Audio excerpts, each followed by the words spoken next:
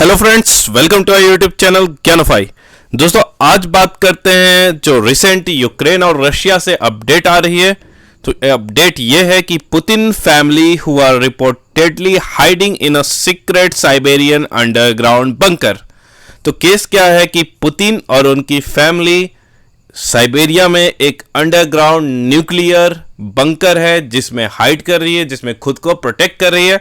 और यह खबर बहुत बड़ी इसलिए है कि अगर पुतिन इस तरह से अपने आप को हाइड कर रहे हैं, मतलब चांसेस हैं कि न्यूक्लियर अटैक हो सकती है। न्यूक्लियर अटैक के प्रोबेबिलिटी बहुत ज़्यादा है और जो कि बहुत ही बुरी खबर है, ना ही यूक्रेन और रशिया के लिए बल्कि जितने भी वर्ल्ड में कंट्रीज है उन सब के लिए भी ये बहुत बुरी खबर है। तो बात करते हैं अगर पुतिन की फैमिली के बारे में, जो पूरी की पूरी फैमिली हाइड करे न्यूक्लियर वेपन से प्रोटेक्ट करने के लिए अपने आप को बंकर्स में। तो पुतिन की फैमिली की अगर हम बात करें तो ये है पुतिन की वाइफ। जी हाँ दोस्तों, ये है पुतिन की वाइफ, ये है व्लादिमीर पुतिन। इन दोनों की शादी हो जाती है, ठीक है।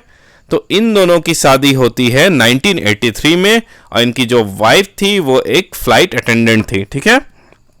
उसके बाद इन दोनों का रिश्ता बहुत दिन तक जम नहीं पाता है और लगभग शादी के 30 साल बाद इन दोनों का तलाक हो जाता है। दोनों अलग हो जाते हैं, सेपरेट हो जाते हैं और ये होता है 2013 में।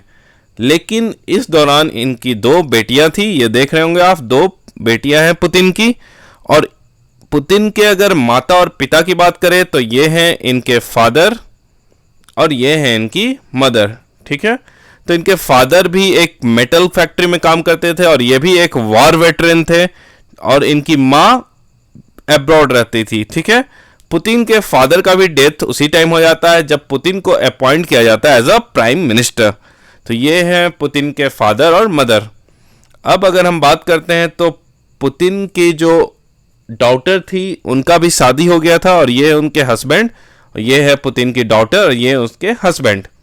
और इन दोनों को भी एक बेटी हुई थी, मतलब पुतिन की एक ग्रांड डॉटर भी है और जो कि ये है, ठीक है। तो ये सब एक सीक्रेट बंकर में हाइड कर रहे हैं।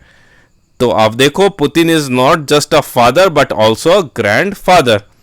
उसके बाद अगर हम बात करते हैं तो चर्चा में आया था ये फोटोज जो आप देख रहे हो, तो ये बोला जाता है पुतिन की लवर है, पुतिन की गर्लफ्रेंड है जो करंटली है। लेकिन पुतिन इससे कुछ हद तक डिनाई करते हैं। और ये जो पुतिन की गर्लफ्रेंड है ये एक नेशनल लेवल, वर्ल्ड लेवल पे एक प्लेयर है, जिम्नास्ट है। इन्होंने ओलंपिक में भी दो बार मेडल लेके आया हुआ है। और बोला जाता है कि पुतिन ने अपने कैबिनेट में इन्हें एक प्रॉपर प्लेस भी दिया था, लेकिन अपोजिशन के चलते बाद में उन्हें हटा दिया गया। तो ये पुतिन की पूरी फैमिली थी। इनकी गर्लफ्रेंड का नाम है अलीना कबेवा, ठीक है, आप देख रहे हो। तो पॉइंट ये है कि अभी जिस तरह से न्यूक्लियर अटैक के संभावना बढ़ती जा रही है, जब पूरी की पूरी फैमिली ही शिफ्ट हो गई बंकर में, न्यूक्लियर बंकर में, ताकि वे न्यूक्लियर रेडिएशन से खुद को प्रोटेक्ट कर सके, तो पूरे वर्ल्ड में अब न्यूक्लियर बंकर की बहुत ज्यादा डिमांड हो गई है। आप देखो, इस न्यूज में भी आप देख सकते हो, fears of nuclear war in Europe, fears of nuclear war in Europe stock demand for the fancy bunker. अब फैंसी बंकर की भी डिमांड बहुत ज्यादा हो गई है क्योंकि अब न्यूक्लियर वॉर होने की संभावना बहुत ज्यादा बढ़ गई है, क्योंकि रशिया पीछे हटने को तैयार नहीं है, यूक्रेन भी घुटने टेकने को तैयार नहीं है और रशिया पे बहुत ज्यादा सैंक्शन लग गए हैं जो आज तक की पूरी वर्ल्ड हिस्ट्री में इतना सैंक्शन किसी पे नहीं लगे थे। तो रशिया भी किसी तरह से गिव अप नहीं करना चाहता है, यूनाइटेड स्टेट नहीं झुकना चाहती है। अब समय आ गया है कि किसी ना किसी को झुकना होगा अगर इस त्रासदी को रोकना है। अब अगर हम बात करें तो वर्ल्ड में सबसे ज्यादा बंकर कहां पे है, तो वो है स्वीडन के पास। स्वीडन के पास मोर देन 65,000 बंकर्स हैं, वो भी न्यूक्लियर, जिसमें आम आदमी अगर आप चाहो तो आपको भी वहां बंकर मिल सकते हैं bye paying a token amount, ठीक है।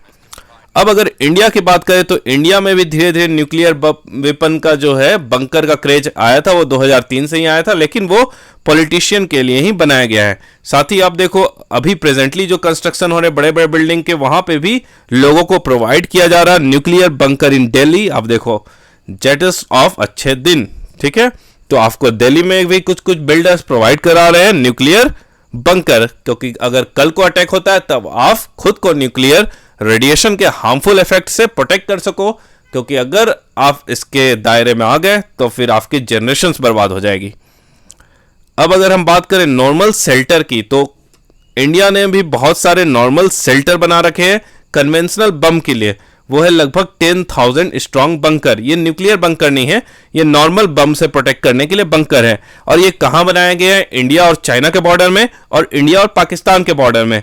अगर कुछ उस तरह की कन्वेंशनल लड़ाई होती है, बम बार्डमेंट होता है, बम गिराए जाते हैं, तो वहां के आम आदमियों को उस बंकर में भेज दिया जाएगा, उन्हें प्रोटेक्ट कर दिया जाएगा उस तबाही से। तो इस तरह गवर्नमेंट ने इन्हें प्रोटेक्ट किया हुआ है।